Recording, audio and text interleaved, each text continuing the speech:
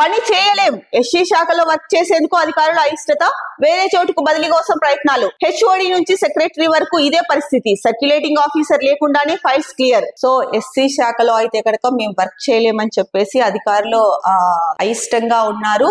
బదిలీలు అంటే ట్రాన్స్ఫర్స్ చేయించుకోవడానికి కూడా ప్రయత్నాలు చేస్తున్నారు. ఇక హెచ్ఓడి స్థాయి నుంచి సెక్రటరీ స్థాయి వరకు ప్రతి ఒక్కరిది ఇదే పరిస్థితి. మేము అక్కడ పని చేయలేము, అంటే ఎస్సీ శాఖలో పని చేయలేము అని చెప్పేసి చెప్తున్నారు.